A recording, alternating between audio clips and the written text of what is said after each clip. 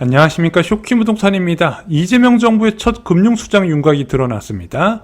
부동산 시장의 이 자리는 왜 중요할까? 그리고 누가 지명됐고 어떤 사람일까? 앞으로 생길 대변화는 무엇이며 우려되는 점은 무엇인지 한번 총정리드리는 시간을 갖도록 하겠습니다. 여러분, 금융위원회와 금융감독원의 차이 아시나요? 먼저 금융위원회는 금융정책을 만들고 큰 틀에서 지휘하는 곳이고요. 금융감독원은 현장에서 금융회사들을 직접 감독하고 검사하는 역할을 한다고 합니다. 그래서 금융위원장 같은 경우는 이제 장관급 인사로 분류가 되고, 금감원장은 차관급 인사로 분류된다고 하네요. 부동산 시장에서 금융기관장의 성향이 중요한 이유는 무엇이냐? 일단은 은행들은요, 아시다시피 주택담보대출을 굉장히 선호해요. 왜? 이 주택담보대출이라는 게 굉장히 안정된 대출 상품이거든요. 연체율이 0.32%밖에 안 됩니다. 자, 당연히 은행들 입장에서는 이런 가계대출 중심으로 해서 영업행위를 하고 싶어 해요. 하지만 가계부채 관리를 강조하는 금융수장이 임명된다면요, 주담대 증가세를 강력하게 억제시키겠죠. 이 과정에서 한도도 올라갈 것이고 한도도 줄어들 것이고 금리는 상승할 수밖에 없다는 겁니다. 금융 안정을 중시했던 금융위원장 누구 있나요? 문재인 정부에서는 대표적으로 고승범 금융위원장이 있었죠. 금통위원으로 있다가 이제 위원장으로 이제 내정이 됐었는데 2011년 8월에 취임하고 나서 강력한 총량 규제를 도입했어요. 그리고 윤석열 정부에서는 이제 김병환 금융위원장이 굉장히 금융 안정에 포커스를 맞추고 정책을 세웠었죠. 그래서 고승범 금융위원장이나 김병환 전 금융위원장이나 모두 다 대출 총량 규제 카드를 적극적으로 활용했기 때문에 2021년 말에 총량 규제발 침체, 그리고 2024년 말 총량 규제발 침체를 이끌어냈다는 평가를 받고 있습니다. 이번에 임명된 금융위원장은 누굴까요? 이호건 서울대 경제학부 특임교수라고 합니다. 행정고시 35회, 전 청와대 경제정책비서관과 그리고 전 기획재정부 1차관을 문재인 정부 시절에 지냈습니다. 관가에서는 경제전문가로 불린다고 해요. 이호건 금융위원장 지명자의 포부 한번 보겠습니다. 자, 생산적 금융 대전환에 집중을 한다고 해요. 자, 포용 금융 강화, 생산적 금융으로 대전환, 금융시장 활성화와 가계부채 관리, 금융 소비자 보호 등 전반을 집중적으로 살펴볼 예정이라고 밝혔고요. 서민과 소상공인, 금융시장 참여자들이 목소리를 경청하고 치열한 문제의식을 갖겠다고 포부를 밝혔습니다. 생산적 금융 대전환이란 무엇일까요? 최근 정부와 금융당국이 강조하는 금융 시스템 개편이거든요. 비생산적인 부동산과 가계대출 중심 금융을 줄여나가요. 현재 부동산 대출이 GDP의 65.7%나 된다고 합니다. 자, 이것을 줄여나가고요. 혁신기업이나 미래성장산업으로 자금을 흐르게 하자는 거예요. 그래서 이재명 대통령이 이자놀이에 대해서 계속해서 경고를 하고 있죠. 예금을 받아서 손쉽게 부동산 관련 대출만 해준 거에 대해서 경고를 날렸고요. 금융당국도 이런 식으로 체질 개선을 준비하고 있다, 이렇게 보시면 좋을 것 같습니다.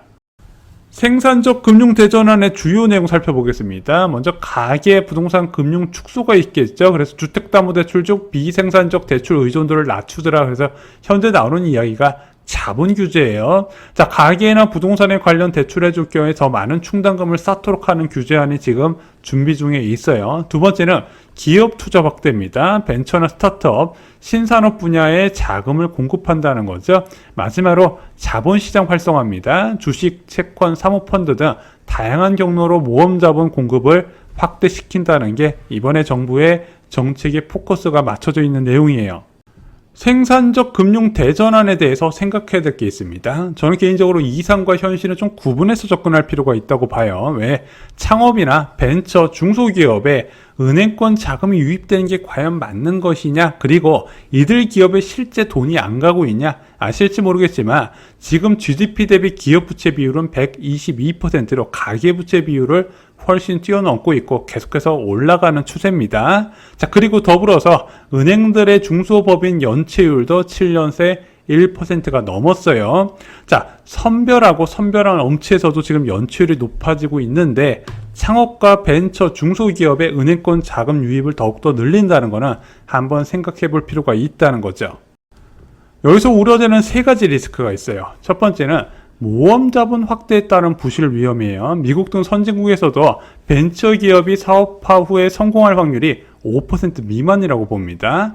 두 번째는 정치적 개입 및 모럴 해저드예요. 정치권이 특정 산업을 민다면은 금융기관이 그쪽으로 대출을 할 수밖에 없다는 건데, 이런 식으로 낮은 성공 확률에 부실화될 가능성이 있다는 점. 또 하나, 모럴 해저드도 발생할 수 있다는 거예요. 이 사업에 대출을 잘해주는데 한번 우리도 땡겨보자, 이런 심리도 분명히 있을 수 있겠죠. 마지막으로 낮은 예금금리 유도입니다. 자, 시중에 막대한 자금은 예금을 우선적으로 들어가려고 하는데, 그럼 방금 말씀드렸던 이런 모험 자본에 돈이 들어오게 되려면 예금금리가 낮아야 될 수밖에 없다는 거예요. 그래서 여러 가지 소비자, 금융소비자 피해도 연결될 수 있다는 점. 그래서 저는 개인적으로 금융안정장치 병행도 필수지 않나 생각이 듭니다. 불과 2년 전까지만 해도 미국 시그니처 은행들이 무너지면서 뱅크런 사태가 일어났었죠. 지역은행들이 무너지면서 금융 시스템적 안정, 그리고 금융의 신뢰성이 얼마나 중요한지 우리는 깨달았습니다. 그와 관련된 내용도 살펴볼 필요가 있어요. 이찬진 금감원장도 한번 살펴보겠습니다. 자, 이찬진 금융감독원장은 이재명 대통령의 사시 동기라고 해요. 사법연수원 18기였고요. 민주사회를 위한 변호사 모임과 참여연대 등에서 활동을 했다고 합니다. 인수위원회 격인 국정기획위원회의 사회 1분 과장을 맡고 있었다고 해요. 이찬진 금감원장에게 이재명 대통령이 거는 기대는 무엇일까요?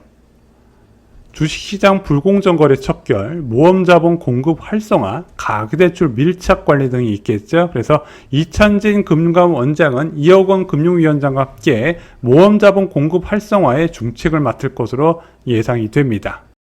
두 금융수장 교체, 부동산 시장 향방은 무엇일까요?